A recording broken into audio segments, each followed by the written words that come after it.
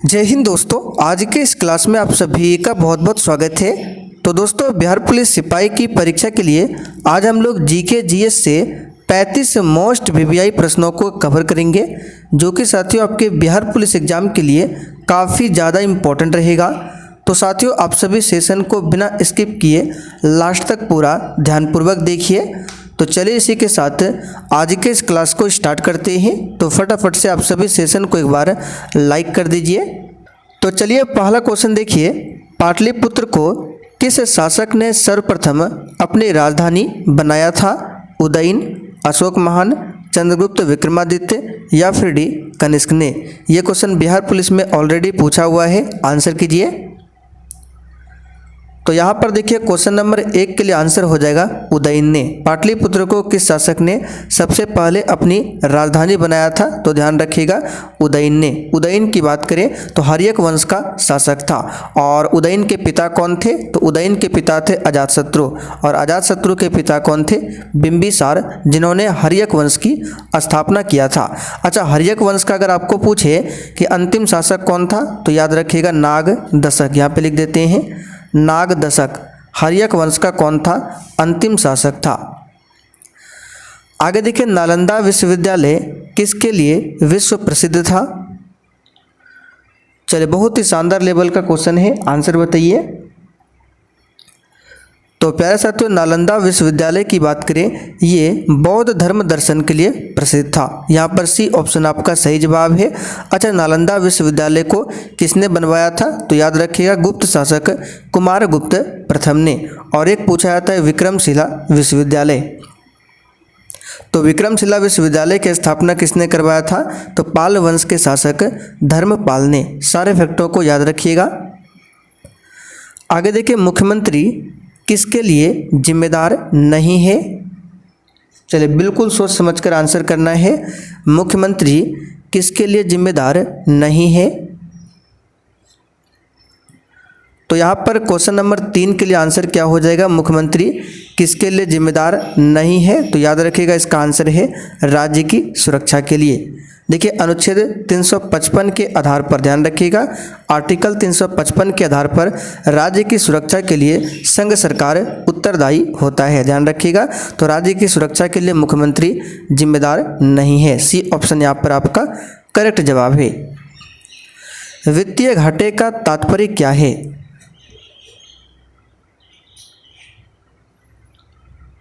चलिए आंसर बताइए question number 4 के लिए। वित्तीय घाटे का तात्पर्य क्या है?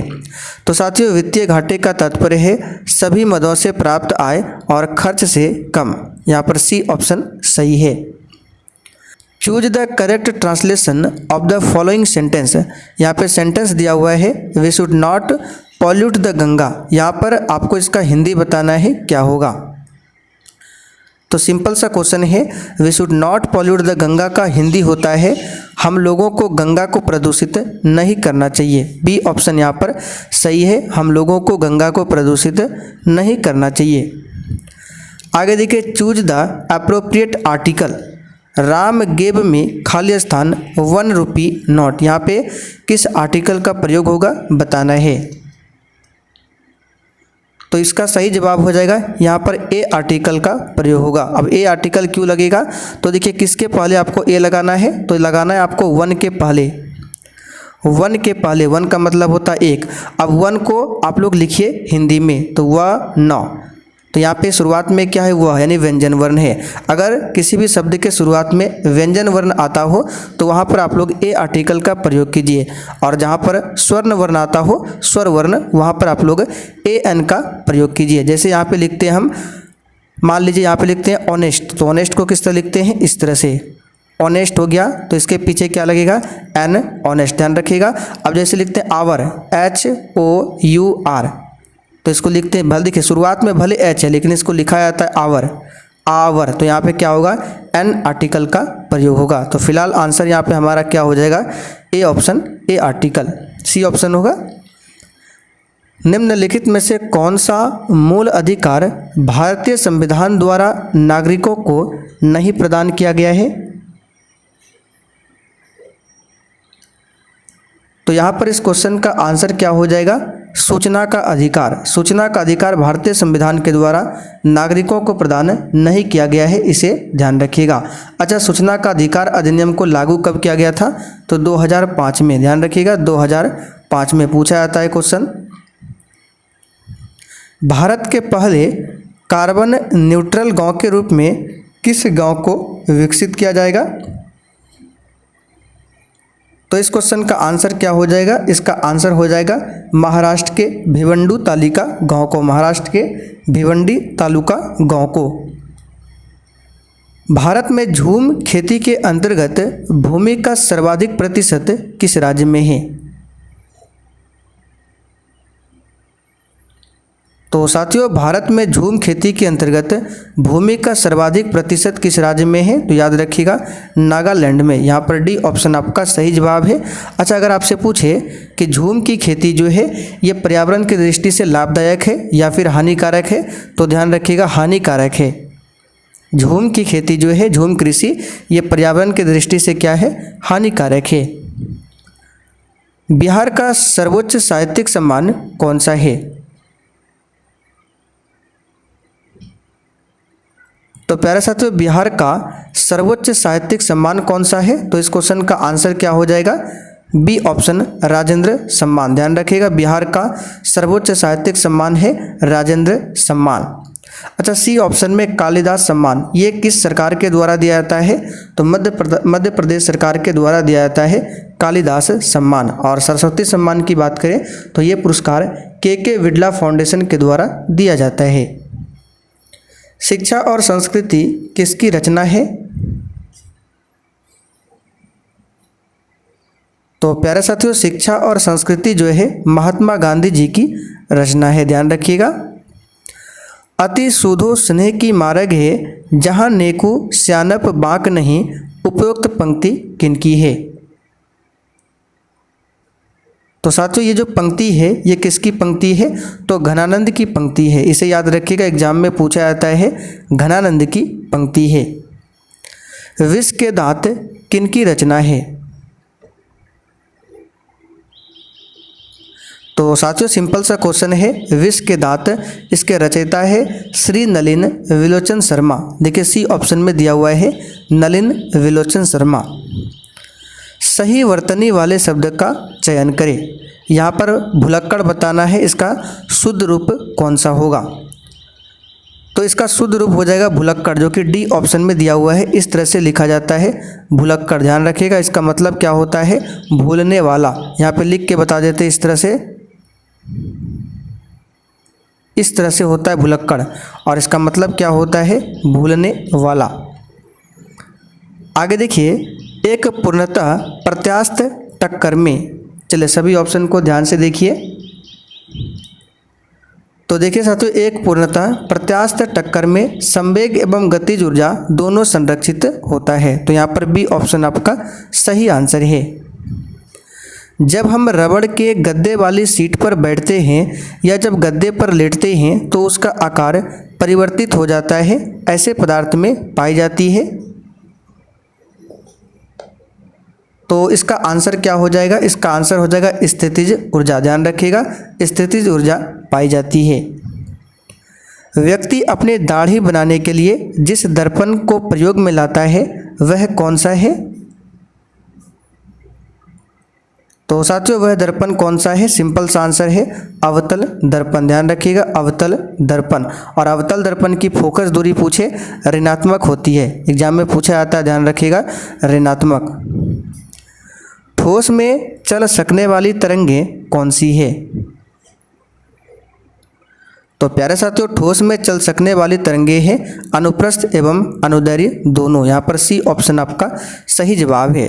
देखिए, अनुप्रस्थ तरंग की बात करें तो ठोस एवं द्रव के ऊपरी सतह पर गमन करता है, वहीं अनुदैर्घ्य तरंग की बात करें तो ये ठोस, द्रव एवं गैस तीनों माध्यमों में गमन कर सकता है अनुदैर्घ्य। तो ठोस में चल सकने वाली तरंग दोनों हो जाएगा, अनुप्रस्थ और अनुदैर्घ्य।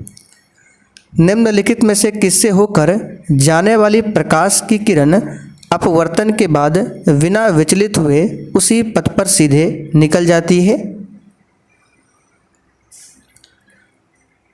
तो यहाँ पर इस क्वेश्चन का आंसर क्या हो जाएगा, तो 19 के लिए आंसर आपका हो जाएगा प्रकाश केंद्र यानी कि ऑप्टिकल सेंटर।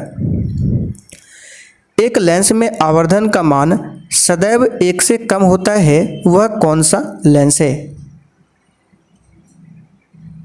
तो सिंपल सा क्वेश्चन है, इसका आंसर हो जाएगा अवतल लेंस, क्योंकि अवतल लेंस में आवर्धन का मान सदैव 1 से कम होता है। ध्यान रखिएगा, लेंस की शक्ति का एसआई मात्रक क्या होता है, डायोप्टर होता है, आप सभी जानते हैं। वस्तु से बड़ा आभासी प्रतिबिंब बनता है। तो प्यारे साथियों, वस्तु से बड़ा आभासी प्रतिबिंब किसमें बनता है, तो इस क्वेश्चन का आंसर क्या हो जाएगा, बी ऑप्शन अवतल दर्पण में। चुंबकीय फ्लक्स का एसआई मात्रक क्या है, तो चुंबकीय फ्लक्स का एसआई मात्रक होता है वेबर, और चुंबकीय क्षेत्र का एसआई मात्रक पूछे तो होता है टेस्ला। दोनों को ध्यान रखना है, टेस्ला चुंबकीय क्षेत्र का मात्रक है और वेबर चुंबकीय फ्लक्स का मात्रक है। अच्छा, चुंबकीय फ्लक्स का सीजीएस मात्रक पूछे तो मैक्सवेल, यहाँ पे लिख देते हैं मैक्सवेल चुंबकीय क्षेत्र का क्या है, सीजीएस मात्रक है, इसे ध्यान रखिएगा। निम्नलिखित में से उस विकल्प का चयन करें जो त्रिशंकु होना मुहावरे का अर्थ व्यक्त करता है। तो देखिए क्वेश्चन नंबर 23 के लिए आंसर हो जाएगा अधर में लटकना। त्रिशंकु होना मुहावरे का अर्थ क्या है, अधर में लटकना। कपास की पैदावार किस मिट्टी में अच्छी होती है, तो साथियों कपास की पैदावार काली मिट्टी में अच्छी होती है। काली मिट्टी का दूसरा नाम क्या है, रेगुर मृदा, ध्यान रखिएगा। और काली मिट्टी में जल धारण की क्षमता अधिक होती है। बांदीपुर वन्यजीव अभयारण्य कहाँ पर स्थित है, चलिए 25 के लिए आंसर बताइए। बांदीपुर वन्यजीव अभयारण्य कहाँ पर स्थित है, तो प्यारे साथियों इसका आंसर हो जाएगा कर्नाटक में स्थित है। कहाँ पर है, कर्नाटक में स्थित है। समुद्र की गहराई किसके द्वारा मालूम की जा सकती है, सही आंसर है सोनार के द्वारा। साथियों समुद्र की गहराई सोनार द्वारा मालूम की जा सकती है। और समुद्र की गहराई को मापा जाता है किसमें, तो फैदोमीटर से मापा जाता है। किस से मापा जाता है, तो फैदोमीटर से।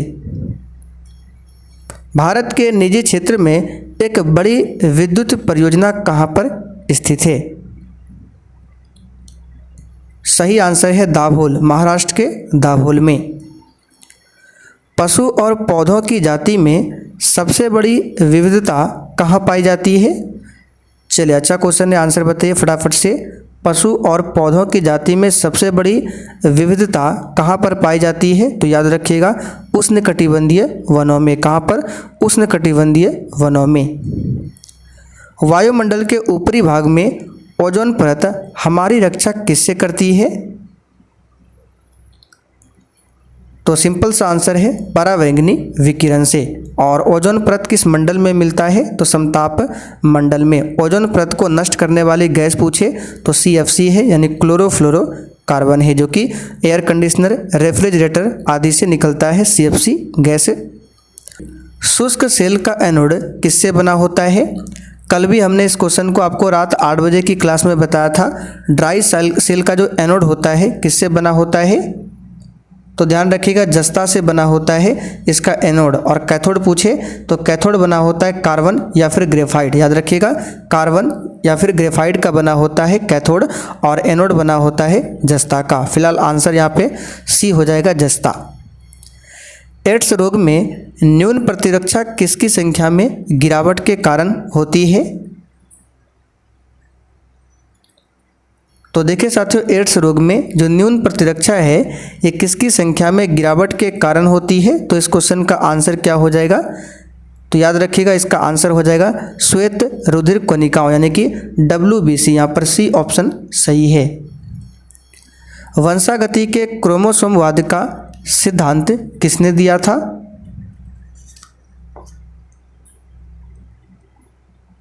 तो यहाँ पर इस क्वेश्चन का आंसर बताइए फटाफट से। वंशागति के क्रोमोसोमवाद का सिद्धांत किसने दिया था, तो याद रखिएगा इसका आंसर हो जाएगा सटन एवं बोवेरी ने। एक पारितंत्र में अपघटन की क्रिया को नियमित करने वाला कारक कौन सा है?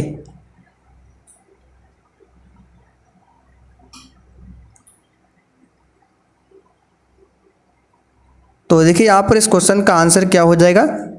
ताप हो जाएगा, मृदा की नमी, अपराधी की प्रकृति, ये सभी हो जाएगा। यहाँ पर डी ऑप्शन सही है। किरचॉफ का प्रथम नियम किस संरक्षण नियम से संबंधित है?